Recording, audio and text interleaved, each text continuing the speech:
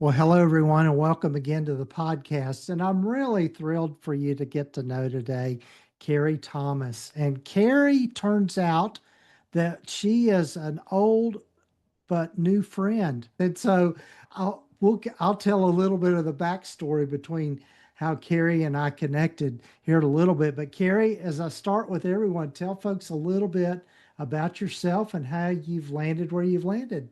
Okay, so I have been in the field of mental health for about 25 years now. I originally came into this field inspired to help children who were, whose parents were maybe divorcing, because that's sort of what led me there, watching my own children struggle through the divorce that I had with their dad. And I got into the field very excited to help children, and for the first 5 years worked in community mental health, and then after that I went into private practice. And I kind of pivoted really more towards working with folks who had eating disorders because I was finding a lot of children having them, and a lot of recognizing that there were a lot of people that were seeking treatment that were going to people that didn't have experience with that themselves. And I had when I was in the fifth grade. And so I was hearing stories of maybe how people what people's experiences were in therapy, and I thought this is a field that I think would be really helpful for people who actually had that as a lived experience. And so I started really focusing on working with folks who had eating disorders, and most of them were, restrictive eaters, what we characteristically call anorexia nervosa.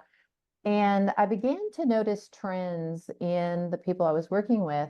And what I noticed was that the longer they went without food, the more their cognitive function and their mood was being really affected. And it caused me to reflect on my own experience in the fifth grade. And how that looked was, I was sort of this chubby little fifth grader, as most fifth graders are. The beauty standard at that time was Twiggy with the very pronounced cheekbones Hmm. and Hmm. being a very impressionable fifth grader with this very round face and this little plump body. I thought, well, I'll just go on a diet, right? I didn't know what I was doing, but I started restricting food intake. Now, what happens within the human brain when we begin to restrict food intake is our brain responds with a dopamine, with a flood of dopamine, which is meant to energize us, right? Because back when thousands of years ago, when people were living roaming the Serengeti or whatever, Hmm. and they weren't eating, it was probably because, they didn't have access to food. So the body energizes itself in order to help the person get up, get food, but it creates an addictive response, is really what happened to me too. But what I was really thinking about noticing was that, when I started that process originally, I was not depressed. But by the end of like that year and a half, I was knee walking depressed. And so I started thinking, like, could there be a relationship between nutrition, cognitive function, and mood? And so I started doing some research, and what I learned sort of blew my mind, quite honestly. And of course, there's a relationship. I mean, our brain is our most metabolically demanding organ, so it consumes the vast majority of nutrients and minerals that we give it over and above every other organ in our body. And so when we are not getting what it needs, it depletes mood. It affects our ability to think clearly, to be present, to use that prefrontal cortex to make the best use of it that we can. And so I just continued to do a lot more research, and then started learning a lot more about psychiatric medications that I never knew before, that I found very troublesome. And the more I read and the more I researched, the more troubled I became. And now, it's almost hard to find people who aren't taking them. I have a dear friend, and this was many years ago, who worked for a very large company in the Research Triangle Park, and she was working in the inside sales department with like 30 other women because it was a group that was, predominantly female. And she had told me that every single woman she knew in that department was taking something. My children's father, who had a Kids Are Kids franchise, was telling me recently, just a few months ago, that it was not at all uncommon for parents who were bringing their children in who were 2 years old and putting them on psychiatric medication.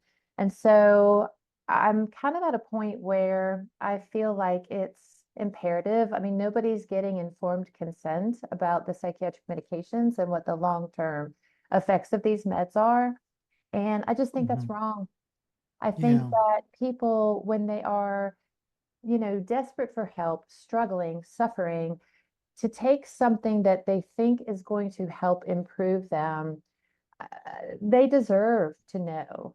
And it just breaks my heart in particular to know that so many children whose brains are still developing are, you know, taking lots of different medications that are having profound impacts on brain development and thus, going to affect them for the rest of their lives. And we don't know what that looks like. We don't know what it's going to be like for a child who's, for example, been taking medication since they were two, Hmm. right? And as their brain is developing through their lifespan, what is that outcome going to look like at the end?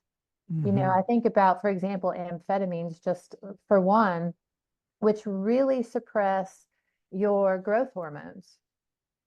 And that's not just going to affect the height of the child, right? It's going to affect the growth of every organ in their body and their heart, their lungs, right? And so I really feel like we are taking a lot of chances, that we are believing things that are coming from chemical companies that are profiting to the tune of, billions of dollars a year. I think it was like in 2015, we spent $40 billion in this country on psychiatric medication, and that was 10 years ago.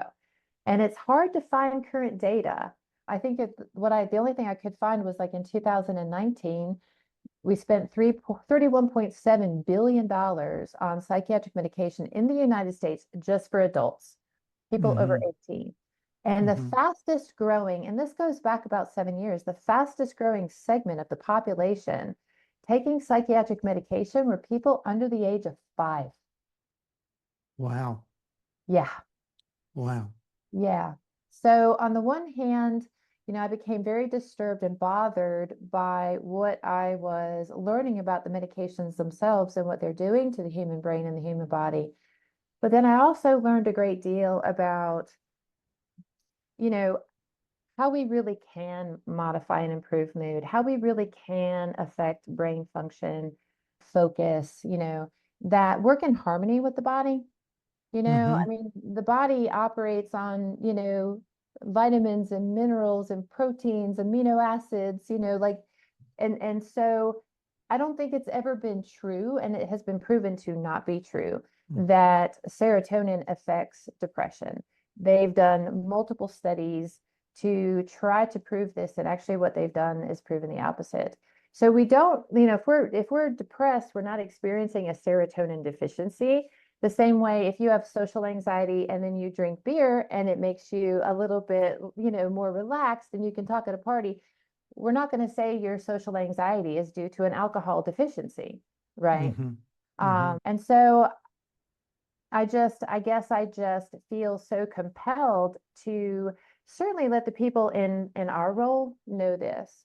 Hmm. I've compiled a lot of data. I was presenting on this prior to 2020. The last presentation I did was for the LPC Association conference in November of 2019. And Hmm.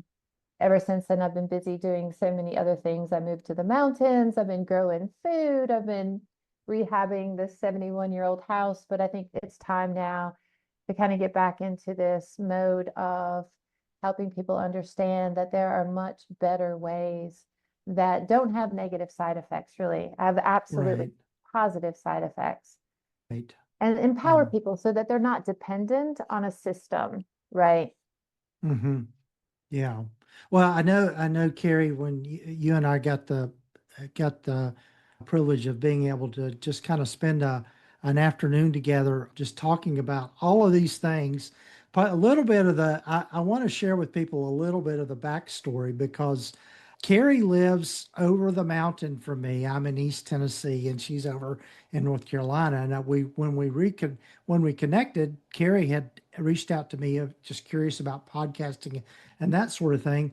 And lo and behold, we realized that we grew up literally a block apart from each other. I'm a little older than Carrie, but we lived in the same neighborhood, had some of the same friends, and all of that. And just who would have known that we I were bet. that in that close of a proximity. I saw that she was from Cary, North Carolina, which is where I grew up, and so we connected on so many levels around all of that. But I think one of the things that just impressed me the most is just how much passion Carrie has for this whole area of being taking a much more holistic approach to what we do, and really just thinking about the the fix, if you will, is probably not, and we know this just kind of intrinsically, not about just giving somebody a pill Mm, and then expecting things to magically change and their life getting better and that sort of thing. It really has to do more on the psychological level, of course, of being more self aware, more mindful, more grounded, all of those things that we know are important, but also doing the same with what we put into our bodies around nutrition and just our food and all of that sort of thing. And so, absolutely. Carrie, yeah. And so, what are you finding, Carrie, as some pretty significant alternatives to the traditional, oh, let's get somebody on an SSRI and then put them in therapy kind of approach? Yeah, I mean, so this, what you're describing is like this medical disease model, right? You have a Hmm. feeling, oh my gosh, there must be something fundamentally wrong with your brain. So that's my first issue, because we live in a world now that wants us to believe that every time you have a feeling, there's something wrong with you. And we're supposed to feel things. Hmm. We have pathologized just sort of the experience of being human.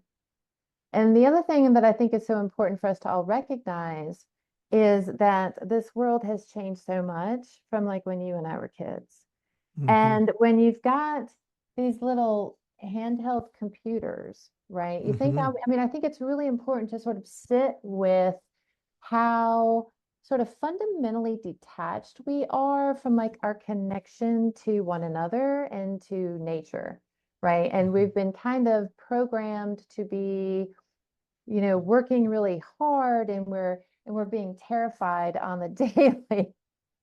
Like when Yeah. we were growing up, and the only information that was coming at us was through three television stations, it was Hmm. more manageable, right? Hmm. And so we Hmm. have these little devices that we pull up and we look at, and we're being terrified and just even overwhelmed, right? We can see within like a 10-second scroll, our brain is being pulled in all these different directions, which is just incredibly overwhelming to the human Hmm. animal. I mean, if you go back thousands and thousands of years, we were living in tribes, right? And so we were so much Hmm. more connected. We were so much more connected to nature. We had a lot, like a much stronger social connection, and we were watching the grass blow on the prairie, like we Hmm. weren't being Hmm. just completely overwhelmed. And so, like, I think it's important to sort of keep our expectations realistic, right? Hmm. And to also understand these things that are going on, and really modifying our exposure to a lot of that. Hmm. Understanding, so for example, like the exposure to the EMFs, and maybe not sleeping with the Wi-Fi router in our bedroom, right? Like being Hmm. very thoughtful of all the different things. So I think really maybe the first thing we should really look at is sort of like looking across the whole landscape, right? Like, am I spending time in nature? And how much time am I spending on this device? Am I eating a diet predominantly of like processed food, which is not food, right? And it's full of so many toxicants. I found this really interesting statistic today. about the difference between the food additives that are allowed in the United States and those allowed in Europe. And you will find this fascinating. So in Europe, they allow 363 food additives like in their food production. Here in the United States, it's over 10,000. And so we have to think about how these things affect us because, like, going back to the brain being so nutritionally hungry, right? Like, it requires Mm-hmm. so much nutrition to function well. And, and one of the biggest, I think one of the biggest challenges for me when I think about people going into a doctor's office and saying, look, I'm depressed, right? Because depression correlates almost perfectly with inflammation.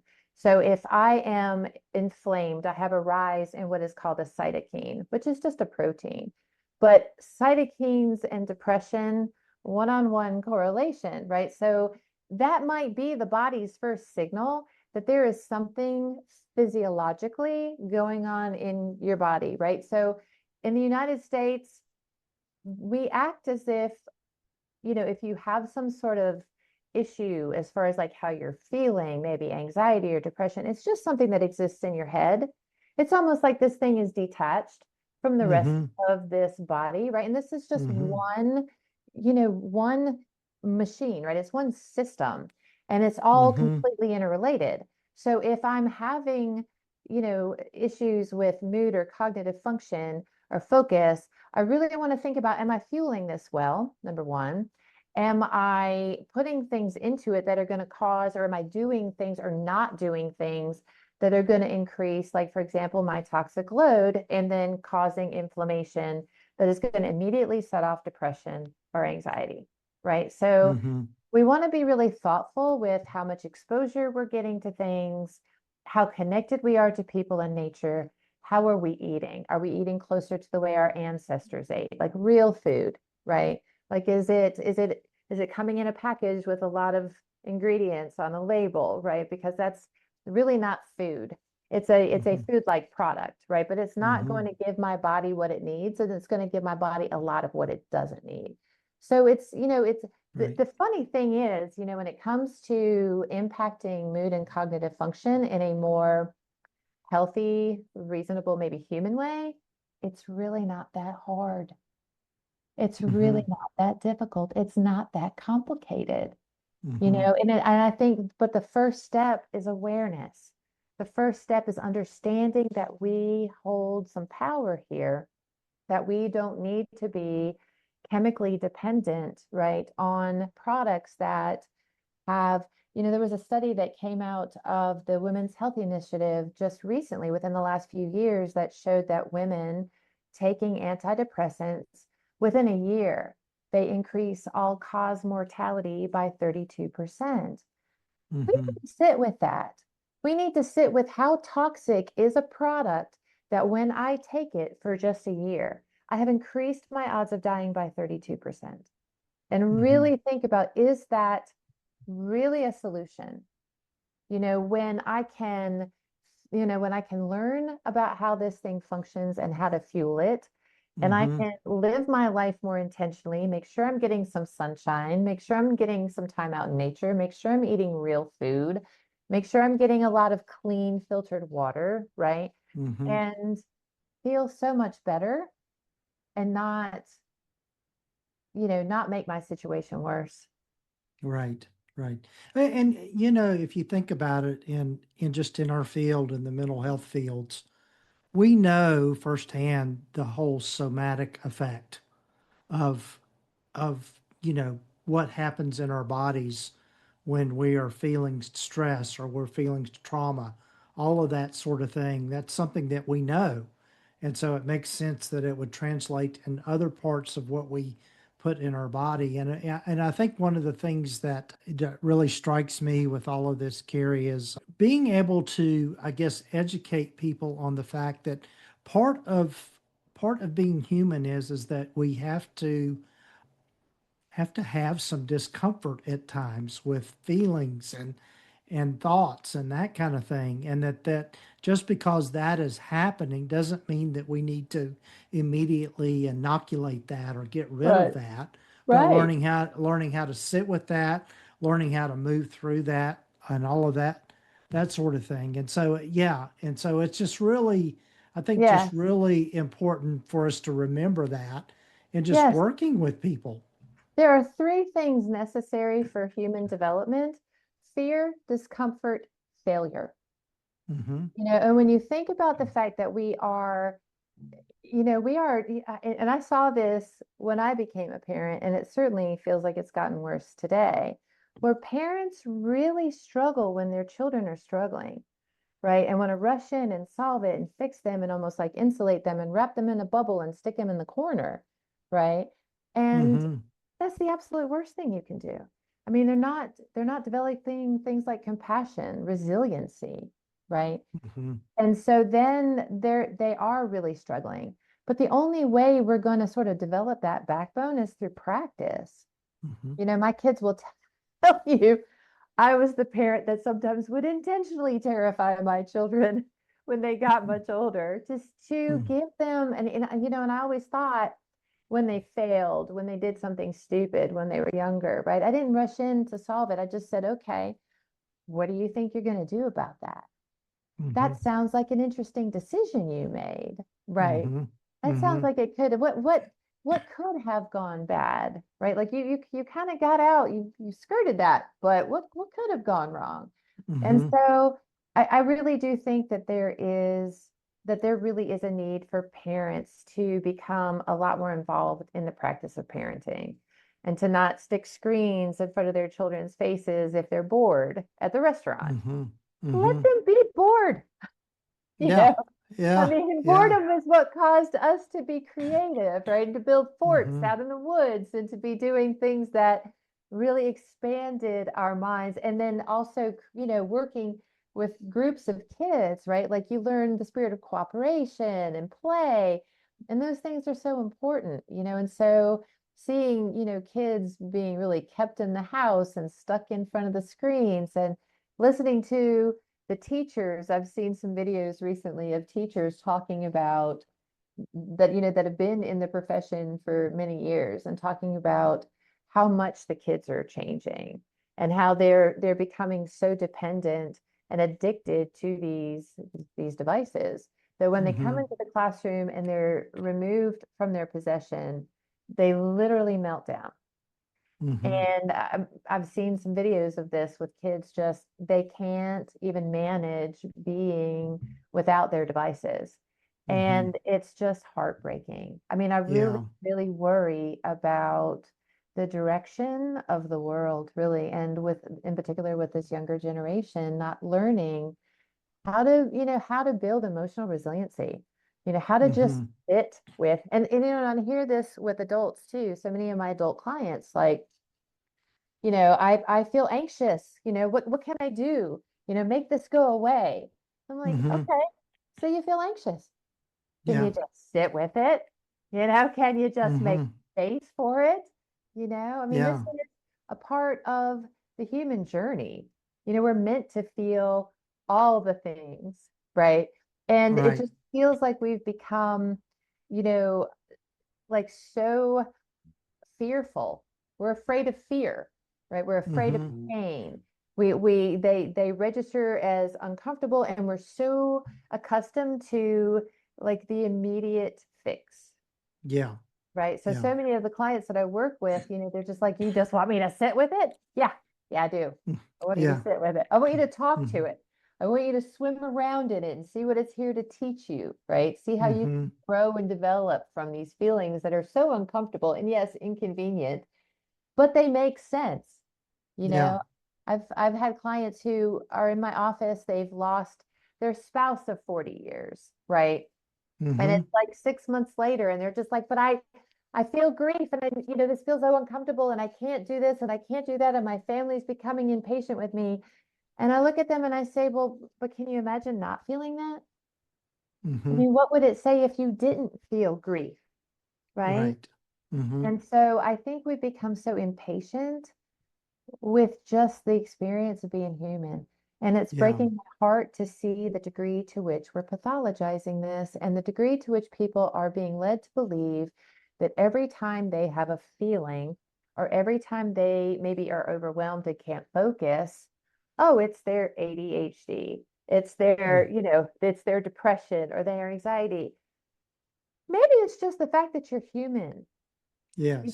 Maybe, we're not meant Yeah. to be perpetually happy all the time. I remember the first self-help book I ever saw, and I don't know how old I was. I was really young, and it was on the bookshelf at my house. My dad had it. It was called The Road Less Traveled. Yes. Uh-huh. And the very first line in that book, I will never forget. And it was three words: life is hard. Mm-hmm. Mm-hmm. Life is hard. Yes. And I think it's supposed to be. Right. I don't think we're here to have, like an easy experience. I think we're here to grow and to evolve. And I don't think those things happen when life is easy. Right. Right. A thought occurred to me, and I know we've got to be mindful of our time, Carrie, but nothing stays in motion without stress. And Right. so, yeah, I mean, so you've got to have that in order to, I mean, the only way we learn anything new, like you said earlier, is through failure and through Yeah. trying stuff and going going beyond our comfort zone or putting ourselves in an uncomfortable place. I mean, an example I like to use with clients is do you remember when you learned to ride a bicycle and how scary that felt, and at the same time exciting and all of Yeah. that? But if you hadn't pushed past that fear or sat with that fear, you never would have learned to ride a bicycle. And Yeah. so, yeah. And And that so, is, yeah, that's really heartbreaking, right? To see how much people hold themselves back mm-hmm, out of fear, right? Fear of what? mm-hmm, Most of them don't even really know, right? right. But they're not really Mm-hmm, living. They're just sort of existing, and they're not really going out and grabbing life by the big kahunas, right? And having mm-hmm, a real joyful experience while they're here, or just an interesting, rich experience. right. Right. And that's So, heartbreaking. well, There's one of my favorite poems. It's called The Grasshopper by a poet, Mary Oliver. And the last line of that poem, she asks, tell me, what do you plan to do with your one wild and precious life? mm-hmm, mm-hmm, I don't yeah, think we were meant to just sit on the couch and watch TV and mm-hmm, not go out and truly live. And yet it takes courage, right? right. Yeah, it truly does. Truly does. Well, Carrie, we could spend all day, and we might do that sometime, just talking about all of these things. But tell folks how they can get in touch with you and connect with you if they would Okay. like to. Yes. Yeah. Okay, so my website is divinelydriven.net. I've just started writing articles that I've been putting on Substack. I think it's at Kerry Thomas. I will be producing a podcast here soon called the Grace of Being Podcast, which will be happening very, very soon. So, Yes. Yes. And yeah, I'm excited to be with Carrie on this journey. And I'm just so glad that we connected after all these years. me too. So yeah, yes, yes. So we'll have links in the show notes and the show summary so people can get to that easily. And Carrie, thanks for joining me on the podcast for this first time. It's been my pleasure. I've really enjoyed it. Thank you so much, Gordon.